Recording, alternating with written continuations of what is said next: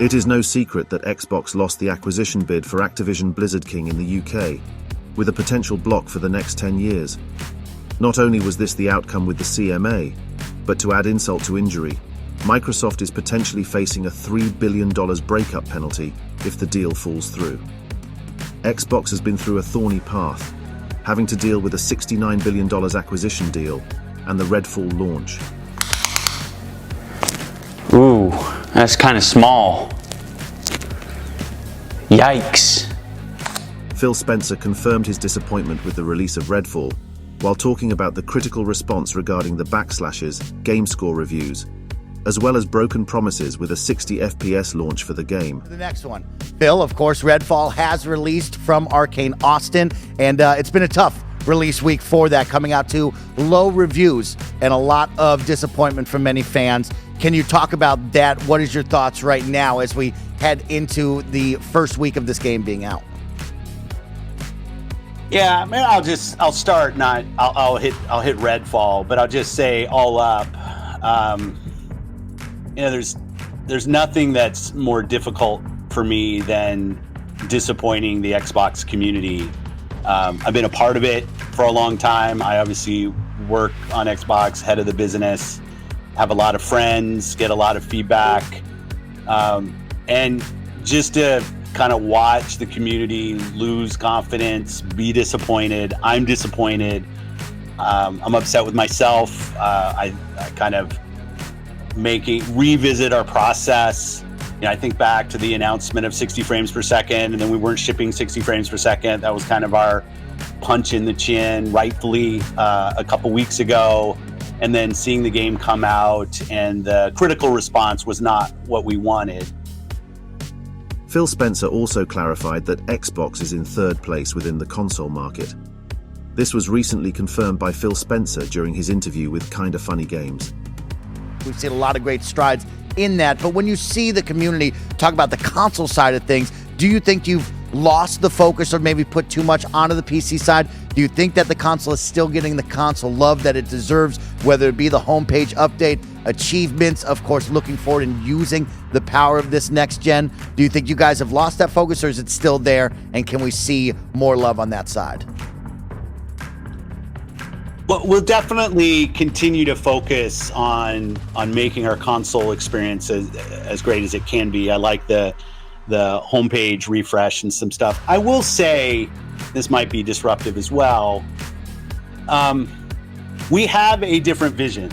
Paris talked about this. It's play the games you want with the people you want, anywhere you want. We want Xbox to be something that people who buy our console can feel like they're a member of. Obviously, who are playing on PC, who are playing on cloud, that they feel like they're full members of our ecosystem. Game Pass players can play on many different devices, and we remain fully committed to that. We're not in the business of out-consoling Sony or out-consoling Nintendo. There isn't really a great solution or win for us. And I know that will upset a ton of people, but it's just the truth of the matter is that when you're third place in the console marketplace and the top two players are as strong as they are and have, in certain cases, very, very discrete focus on doing deals and other things that will, that kind of make being Xbox hard for us as a team. That's on us, not on anybody else.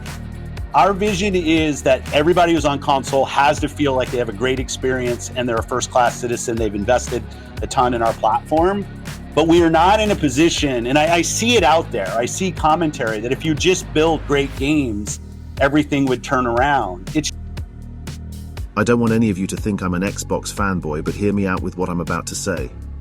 Xbox was at the top in the last generation, until they moved to the Xbox One, due to the PR stupidity committed by former Xbox Game Studio head, Don Mattrick. 20, okay. Give or take a few. You might add another one in at the last minute, you never know, right? So it's a great line for games. Yeah, and I think people are going to love it, and then they're going to understand what we're trying to create and how it links games and entertainment, the functionality of the box, some of the advantages that you get of having a box that is designed to use an online state. So that, to me, is a future-proof choice, and I think people could have arguably gone the other way if we didn't do it, and fortunately we have a product for people who aren't able to get some form of connectivity. It's called Xbox 360. Right. Stick with 360. Phil Spencer has done a lot for the Xbox brand, and while they have lost their way in controlling the quality of their titles, it is clear as water with the recent release of Redfall. As consumers, we should hold them accountable. The only thing these companies see is money, and that is our voice. For Xbox, in my opinion, if they take the time they need to polish their titles, provide their developers with more assistance, and do proper quality assurance testing for their games, they will honestly have a better time. As gamers, what we want is for our games to be complete, run well, play well, and have zero game-breaking bugs.